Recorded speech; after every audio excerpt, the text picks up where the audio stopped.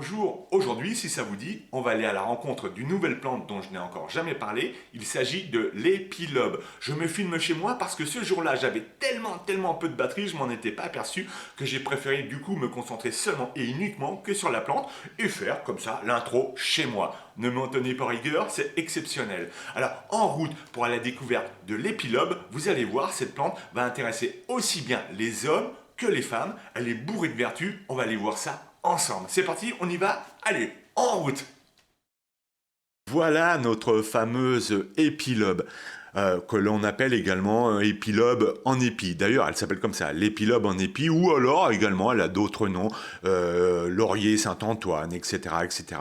Il existe plusieurs espèces d'épilobe. Celle qui nous intéresse est celle-ci, l'épilobe en épi, que l'on trouvera entre 600, même un peu plus bas, 400 mètres jusqu'à 2500 mètres d'altitude, le long des chemins, le long des forêts, le long des lacs, comme ici, autour des étangs. Elle fleurit entre juin et septembre. Alors vous voyez, on est au mois d'août, vous avez encore le temps. Et elle a des propriétés médicinales excellentes. Et surtout, elle est reconnue pour lutter contre les problèmes que les hommes pourraient connaître de prostate, mais aussi aider certaines femmes, vous allez le voir. Alors voilà la fleur avec un beau rose, un beau mauve, souvent violacé. Regardez, elle a 4 pétales en forme de croix, comme ici, là. Alors on pourrait croire qu'il y en a plus, parce que entre chaque pétale, et vous allez le voir, on regardera ça d'un peu plus près, vous avez également les sépales qui forment la calice de la fleur. Et puis les pistils, les stigmates. Elle est belle, cette fleur. Regardez-la d'un peu plus près. Et puis avec ces petits boutons qui ne sont pas encore fleuris. Alors la vie d'une fleur est à peu près de 2 jours, elle va se faner, et puis ce seront les autres fleurs en épi comme ça qui s'ouvriront.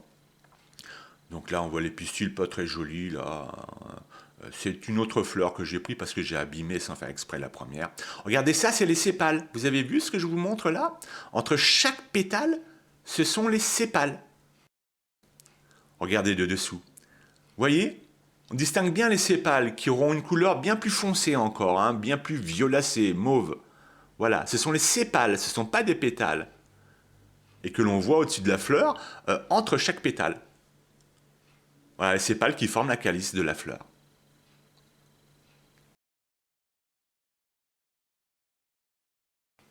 Alors ici, c'est la feuille qui est reconnaissable avec sa grosse nervure blanche là, blanche couleur ivoire, blanc cassé. Et puis ces petites nervures sur chaque côté qu'on va appeler les nervures circulaires parce qu'elles n'arrivent pas à l'extrémité de la feuille. Vous voyez, elles reviennent sur elles-mêmes. Alors vous avez également des minuscules nervures qui iront elles jusqu'au bord de la feuille pratiquement. Mais les nervures secondaires, regardez bien, ne vont pas jusqu'au bout de la feuille. Elles reviennent. Vous voyez, on appelle ça les nervures circulaires. Ce sera sans doute pour vous un moyen de la reconnaître. Et la feuille est lancéolée. Alors, regardez bien la nervure centrale. Belle, épaisse, elle ressort bien. Couleur un peu comme ça, ivoire. Alors parfois, c'est trouble. Mon caméscope ne sait pas trop ce qu'il faut filmer. La main, la feuille, la grosse nervure centrale. Et les nervures secondaires, circulaires.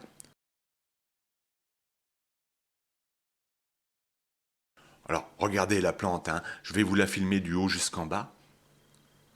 Voyez, là, les futures graines. On va parler simplement, pas de manière botanique, parce que les gens n'aiment pas tellement ça, puis ils comprennent rien du tout. Elle peut faire jusqu'à 2 mètres, largement, même plus que 2 mètres. Celle-ci, elle est largement plus grande que moi, mais elle est courbée. Voilà, c'est une grande plante. Et voilà le fruit dans lequel sont les graines. Alors là, le fruit va bientôt éclater et libérer ses graines avec des filaments blancs. Vous allez voir, on verra ça de plus près. Et les graines, donc, sont dans ce fruit-là. Voilà. Alors là, on ne va pas vraiment les voir, c'est uniquement pour vous montrer. On va peut-être deviner déjà les filaments blancs. Voilà. Et puis les graines, là, on ne les voit pas. Elles sont tellement minuscules que si on veut récolter les graines, c'est pas facile. C'est vraiment pas facile. Mais il faudra attendre que le fruit éclate. Vous allez voir, je vous montrerai ça. Donc voilà les fruits. Couleur souvent bien rouge, du vert au rougeâtre. Et puis voilà le fruit qui a éclaté. Vous voyez, avec ces espèces de petits filaments. Alors là, je vous avoue, je ne sais pas exactement comment s'appellent ces petits filaments, et qui permettent aux graines de s'envoler, un peu comme les fleurs de pissenlit. Vous savez, quand elles sont à maturité, qu'elles vont faire leurs graines, eh bien elles s'envolent quand on souffle dessus.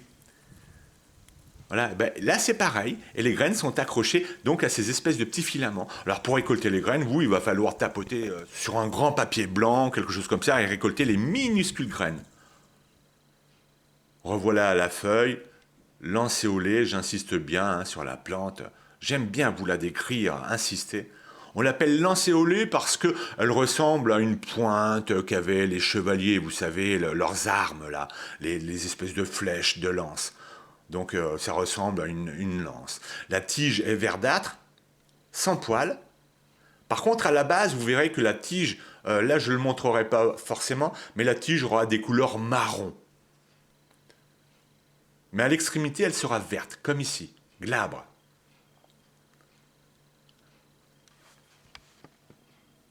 Sans poils.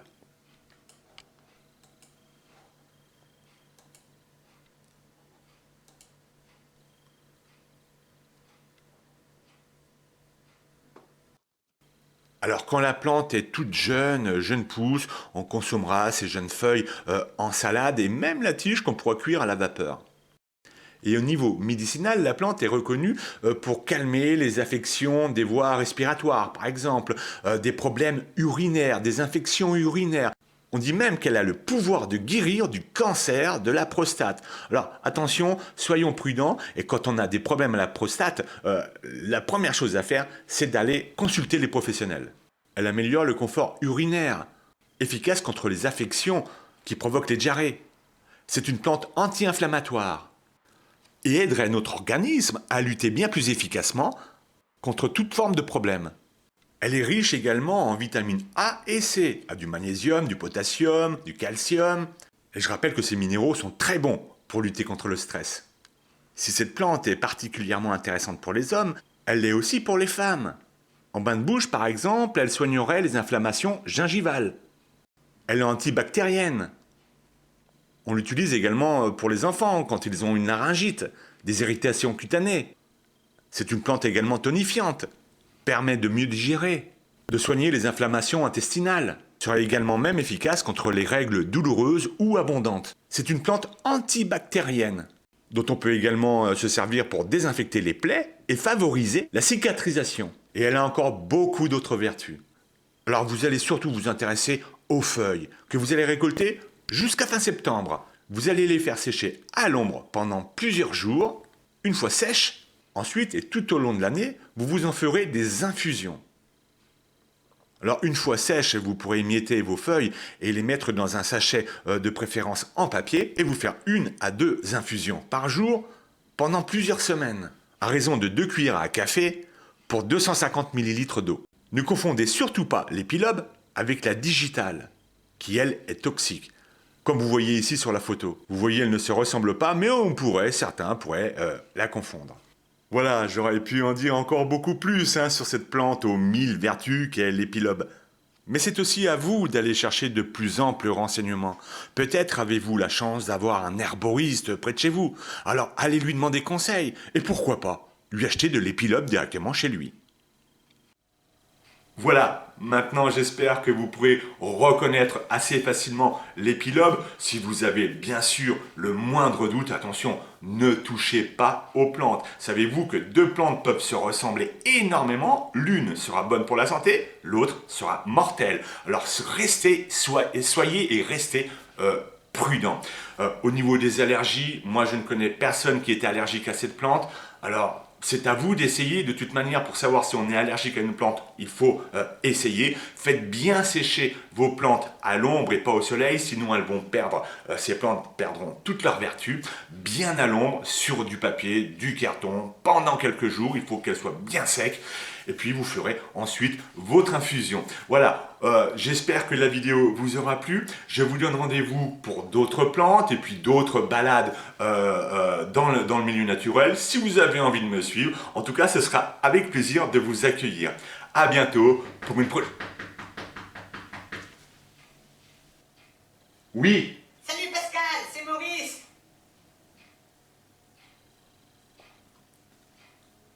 Je suis pas là, je suis parti en vacances. Ah bon, tu reviens quand?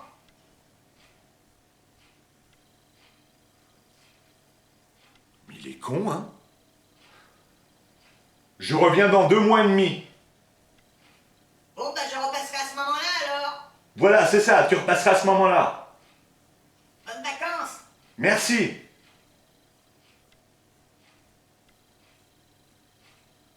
Mais il est vraiment con, hein?